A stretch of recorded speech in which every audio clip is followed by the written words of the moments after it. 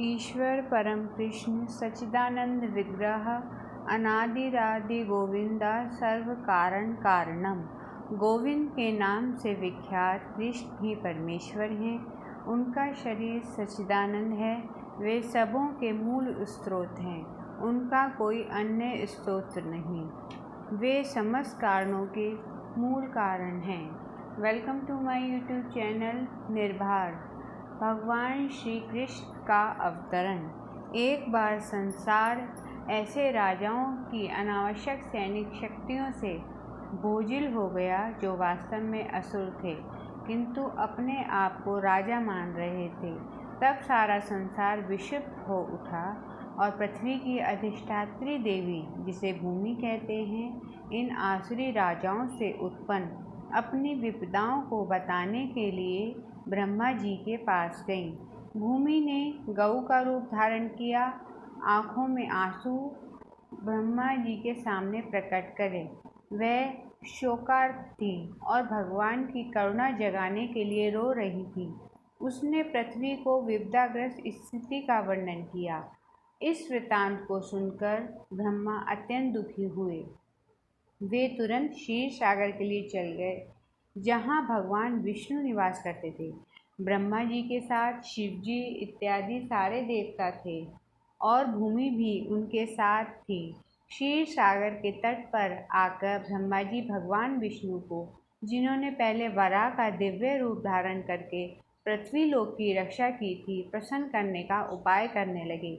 वैदिक मंत्रों में पुरुषुक्त नामक एक विशेष प्रकार की प्रार्थना है। सामान्य रूप से देवतागण इसी पुरुषुक्त का उच्चारण करके श्री भगवान विष्णु को नमस्कार करते हैं। यहाँ यह ज्ञातव्य है कि जब किसी लोक में कोई उपद्रव होता है, उस लोक का अधिष्ठाता देव इस ब्रह्मांड के स्वामी ब्रह्मा के पास जाता है और ब्रह्मा जी भी परमेश्वर विष्णु के पास जा सकते हैं, किंतु वे वही प्रत्यक्ष दर्शन नहीं, अपितु क्षीर सागर के तट पर खड़े होकर उनका प्रत्यक्ष दर्शन कर सकते हैं। इस ब्रह्मांड के अंतर्गत श्वेतद्वीप नामक एक लोक है, जिसमें क्षीर सागर है। विविध वैदिक वाङ्मय से ज्ञात होता है कि जिस प्रकार इस लोक में लवण सागर, उसी प्रकार अन्य लोकों में तरल सागर, कहीं क्षीर सागर तो कहीं तेल सागर और कहीं सुरा सागर तथा अन्य प्रकार के सागर हैं। पुरुषुक्त ही एक आदर्श प्रार्थना है, जिसे देवतागण क्षीरोदकशायी श्री भगवान को प्रसन्न करने के लिए पढ़ते हैं।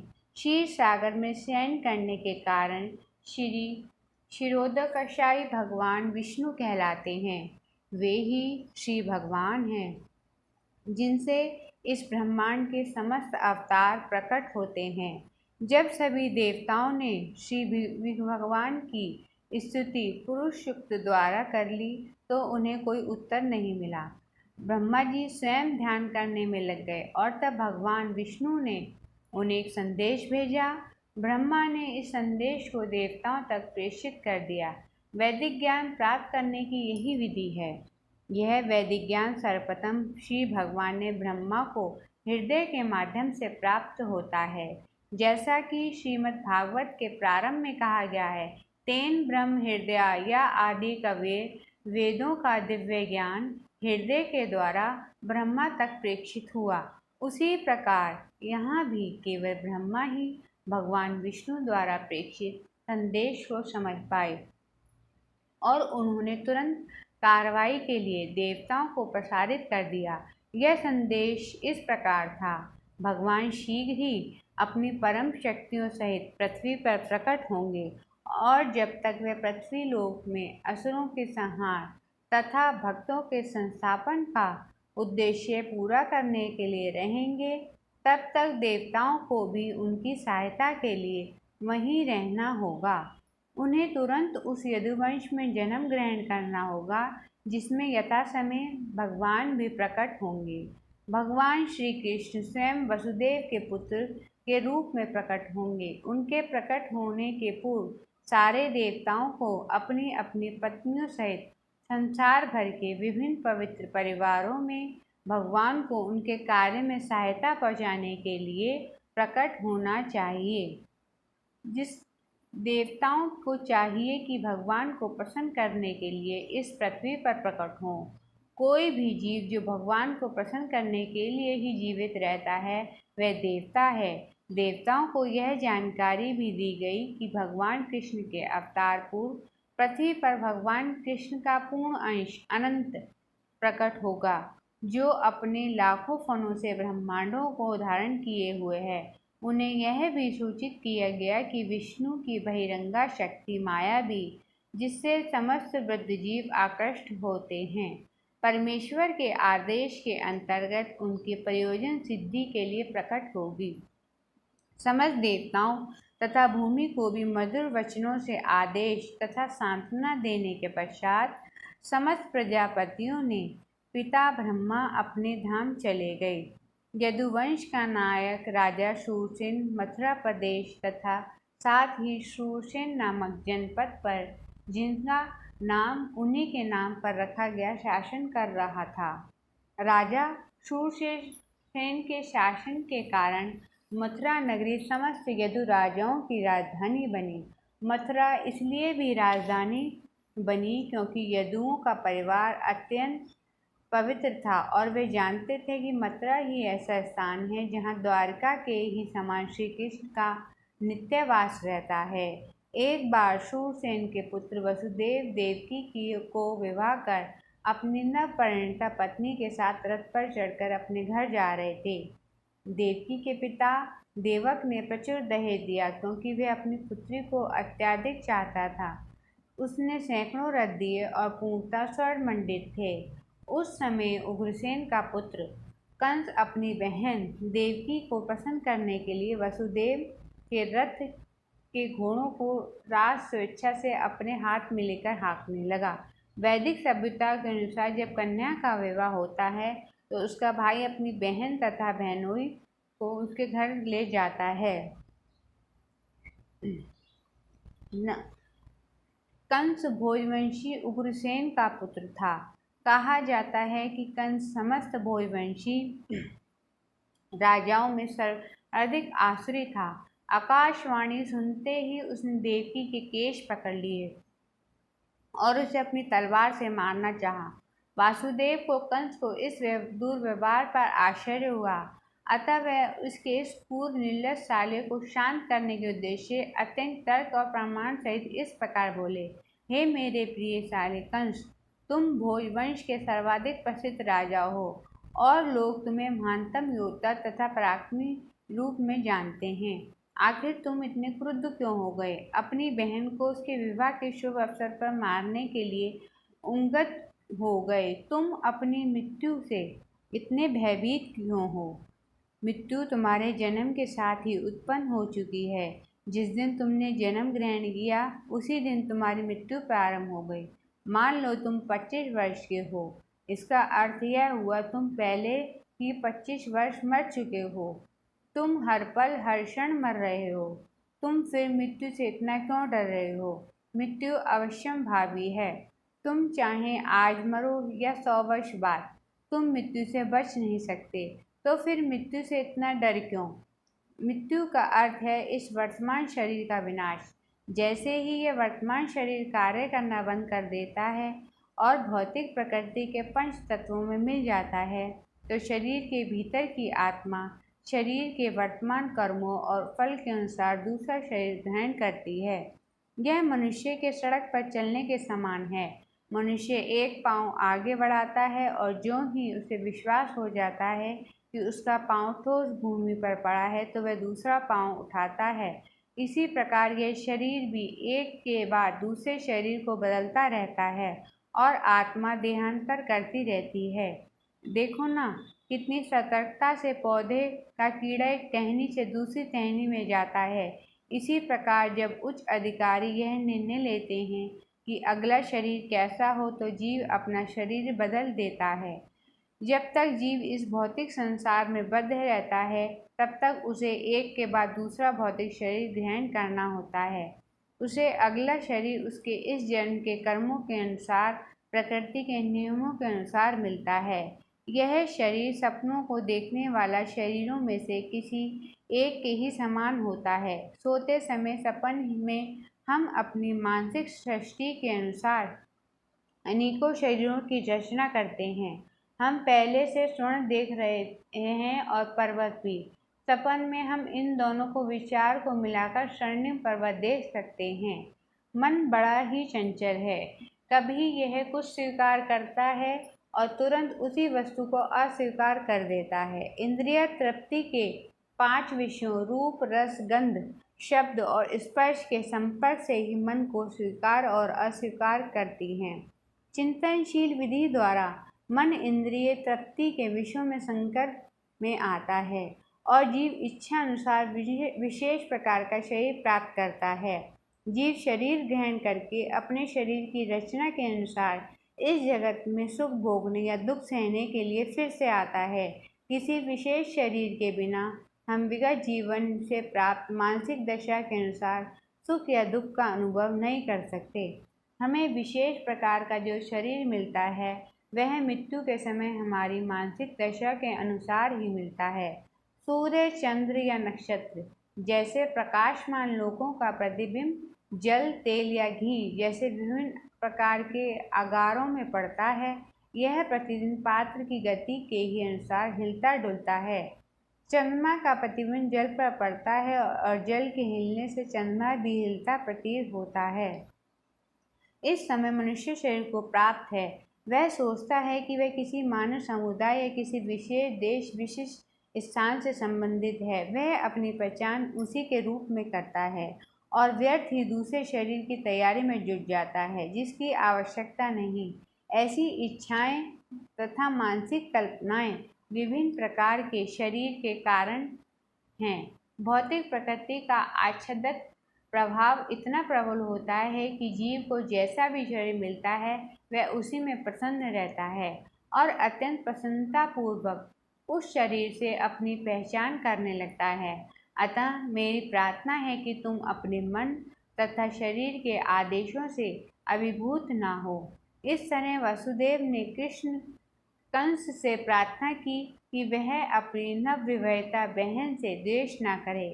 किसी को दूसरे से द्वेष नहीं करना चाहिए, क्योंकि द्वेष ही इस लोक में तथा परलोक में जब वह यमराज के समक्ष होगा भय का कारण बनता है। वसुदेव ने देवकी की ओर से कंस से विनय की वह बहुत छोटी बहन है। उन्होंने विवाह की शुभ घड़ी का स्मरण कराकर भी अनुरोध किया। छोटी बहन या भाई की रक्षा अपनी संतान की तरह करनी चाहिए। वासुदेव ने तर्क किया, तो कुल मिलाकर स्थिति अत्यंत गंभीर है कि तुम उसे मारते हो तो इससे तुम्हारे यश की हानि होगी। इस प्रकार वासुदेव ने सदुद्देश्य द्वारा अपने दार्शनिक तर्क वितर्क से कंस को शांत करने का प्रयास किया।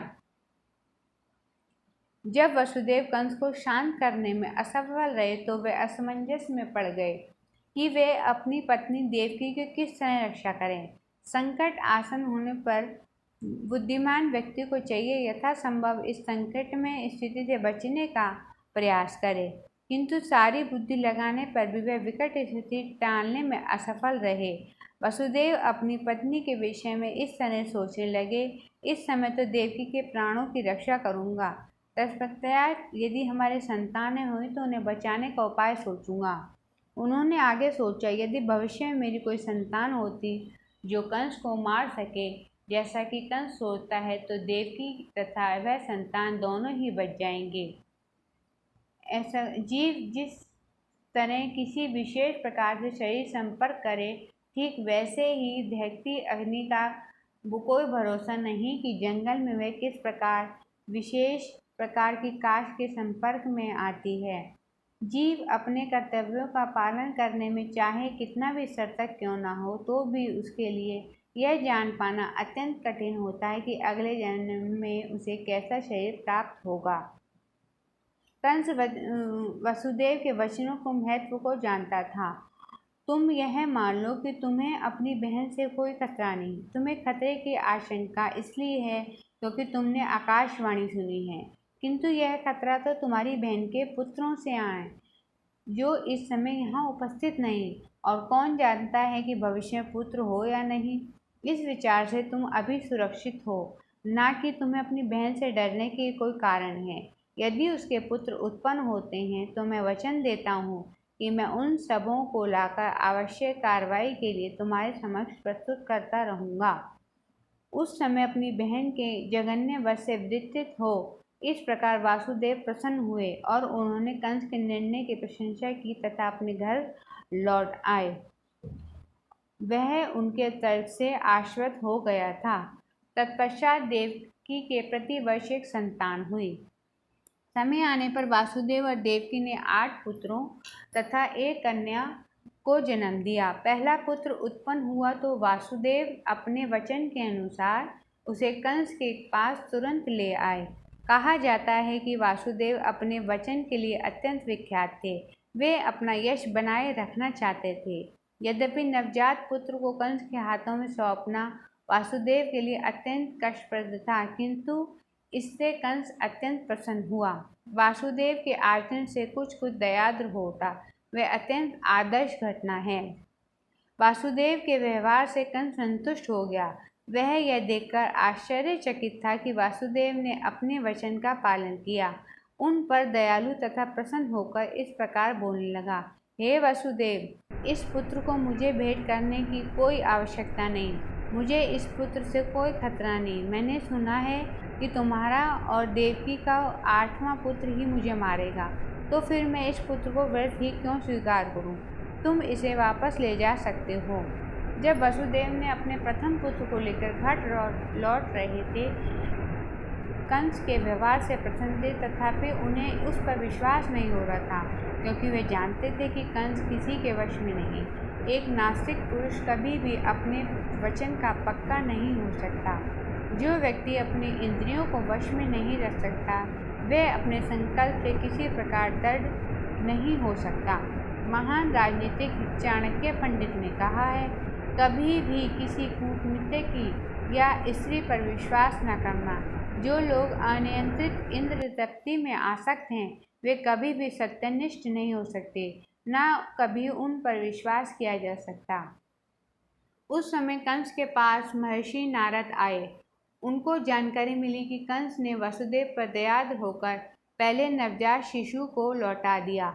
नारद अत्यधिक उत्सुक थे कि जितनी जल्दी हो सके भगवान कृष्ण अवतार लें। अतः उन्होंने कंस को सूचित किया कि एक और वृंदावन में नंद महाराज जैसे महापुरुष तथा ग्वाल ग्वालों की पत्नियां, और दूसरी ओर वासुदेव, उनके पिता शूरसेन तथा यदुवंशी, उनके सारे संबंधी तथा उनके मित्र एवं शुभ चिंतक सभी वास्तव में देवता हैं।